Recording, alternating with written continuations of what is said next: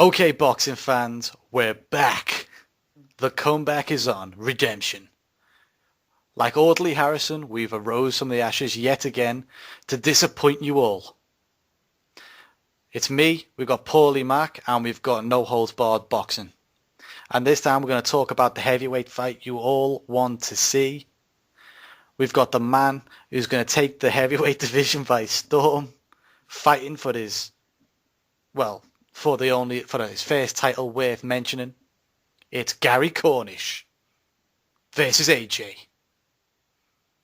So guys, I think we should keep this video short and sweet because, just like AJ's fights, and we always do his videos like he does his fights, short and sweet. So, what do you guys think about this fight? I think it's going to be an easy fight for AJ. Paul?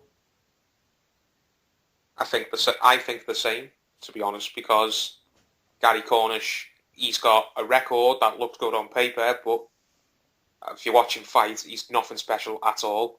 He's domestic level at best. AJ's apparently going to be, the next big superstar in the sport. He's going to be better than Muhammad Ali, according to some fans. And he's not going to have 5 minutes worth of trouble with Gary Cornish, in my opinion. Gary Cornish, I've got nothing against the guy, but he's really got no chance in this fight, if you ask me. Maybe so. Ryan, what are your thoughts on this one?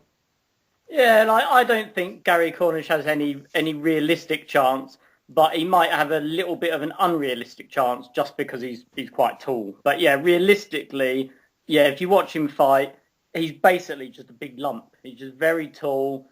And another fighter like that is like Richard Towers. He's another fighter. He's really tall. He's got much more knockouts. But when you see him fight, he just doesn't have the the basics. Neither of them has really got the basics. So yeah, I don't think he's got much chance.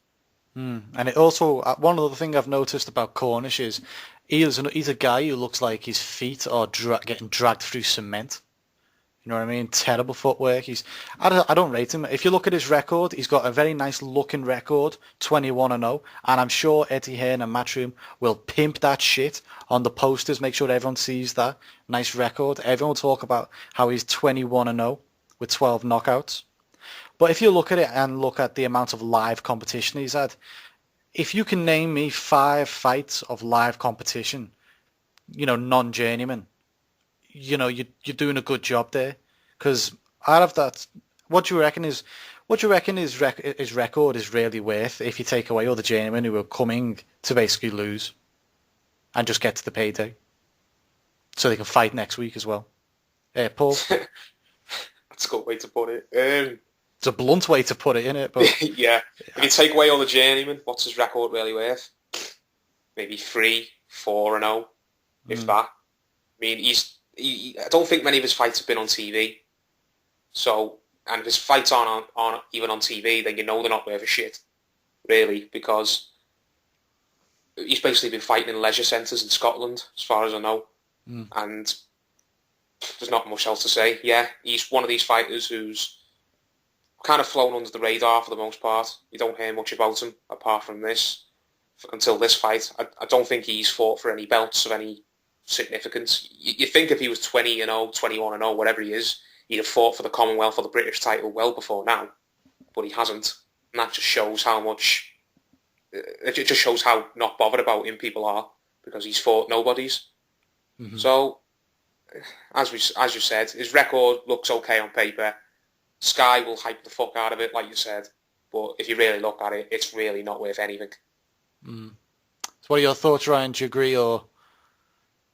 Yeah, his record is beefed up, because out of the 21 fights, I think he's fought something like 15 or 16 with losing records. So, but to me, I think an ideal record of a talented prospect after 20 fights, let's just say 20, would be something like about 8 journeymen, 5 or 6 fellow contenders on the local scene, like sort of other British fighters, maybe not elite level, like the Chizoras and all that, but just the ones underneath that. So that takes you to about 13 fights. Then the next 3 or 4 will be sort of European level fighters, like not guys like Robert Helenius, but the ones who are in the sort of 10 to 20 sort of rating. And then after that, your last sort of 4 fights out of those 20 would be sort of, low-level world contenders. And then when you get to your 20th fight, like, say, Cole Froch, by that time, you're then fighting for a world title. Now, that's how it works, in my opinion, if you are literally going to be a world champion one day because you're that talented, 20 fights would bring you to that. So I think if you're still fighting journeyman after 21, it's probably because his team know that he's not going to go that far. So I think, like we saw with Deontay Wilder, after 20 fights, he was still fighting guys, who just weren't very good at all. I wrote an article about Deontay Wilder once, analysing every single one of his every single one of his opponents.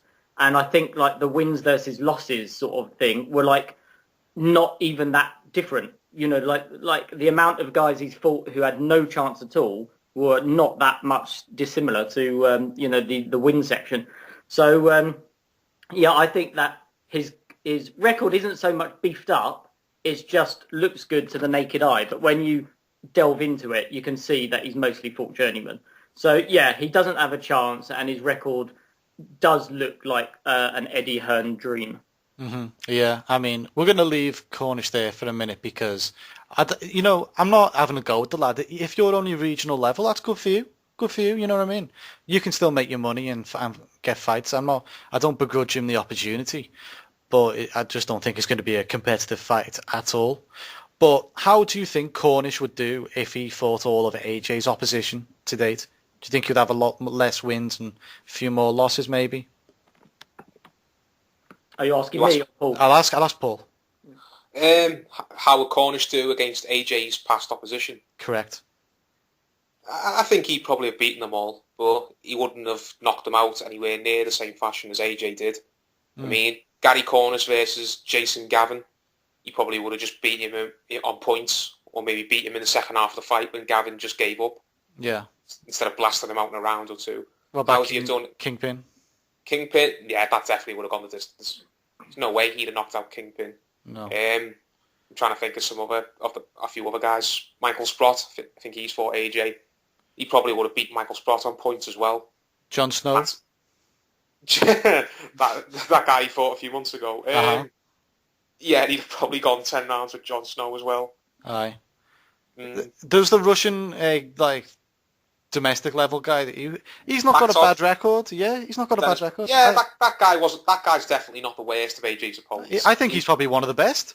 Yeah, he's one of the very few opponents who AJ's fought who, wasn't bad and people weren't entitled to moan about it. Yeah. But it's since then he's only fought guys who are worse than that guy. I mean, the only opponent he's fought who was possibly better than that Baktov guy, and that was 6 or 7 fights ago now.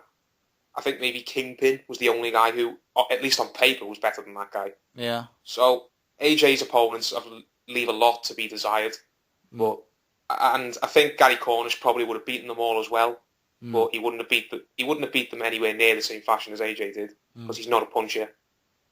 I'm going to go out on a limb and I'm going to say that Cornish wouldn't beat the likes of Kingpin, and I don't think he would have beat that Baktov.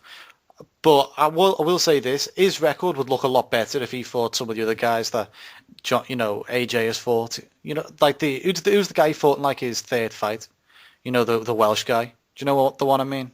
Paul Butlin? No, not him. That was his second fight. There was a Welsh guy that he stopped on his feet in the second. I don't even remember. I remember he fought that guy at Wembley who got knocked out by a fat brain damaged James Toney. Do you remember that guy, Matt Legg, I think he was called? Oh, I know you mean Dorian Darch. Darch, that's the one. I was just going to have to go through it. I think I'm going to have to go through it. I think he would have, Darch would have been a good opponent. Even Legg would have been a good opponent for them. For what's his face, Cornish, really, if you think about it. Matt Skelton would have. Thinking back now, just sorry to interrupt you, I'm surprised we've not seen Cornish in the likes of, a prize fighter, the heavyweights, something like that. I think, didn't Hennessy do a sort of heavyweight tournament on Channel 5 as well? Recently, the Maxi Nutrition, or was that the light heavyweights? I don't light heavyweight, yeah. Oh. Well, like I said, it's surprised we've not seen Cornish and anything like that because he has flew under the radar despite his record. And let's be honest, the only reason anyone knows who he is is because he's getting this fight and because he's got Kelly Maloney managing him. Yeah, I suppose that's another big reason he's getting this fight. It's so Eddie Hearn and Sky can sit Kelly Maloney at ringside, give an interview and say, "Oh yeah, I'm so glad to be." I'm not going to try and do a voice because it's just frightening. It's so glad to be back. I'm so glad to be back at a boxing event. I really believe in Gary Cornish. I've missed this so much. Bloody blah. You know, they'll lap it up. All the casuals will love it. Oh my God, there's Kelly Maloney, that old boxing promoter who chopped his knob off and went on Big Brother. He's here. He's promoting the Scottish guy. He must be good. Do you know what I mean? I know what you mean. I think we should leave that one there. But okay, do you give Cornish even a shot at winning this, Paul? No. That it's short and sweet. What about you, Ryan? No, I don't give him a realistic chance, but I do give him a slightly unrealistic chance because he is tall. That might be a bit tricky, but realistically, I don't think it will last more than 2 rounds. Yeah, I don't think.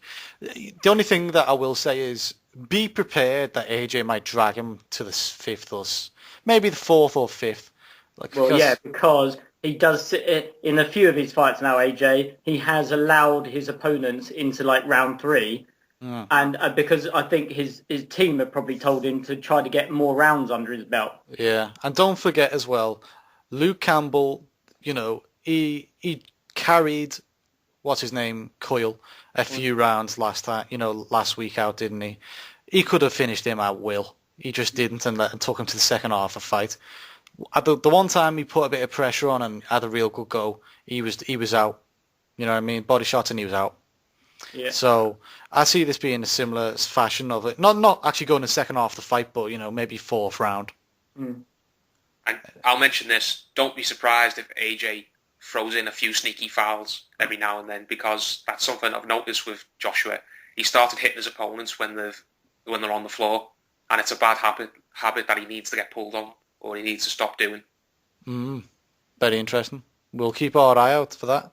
But it should be a good fight to watch. Well, if you like a one-sided beatdown. But yeah, enjoy the fight, guys.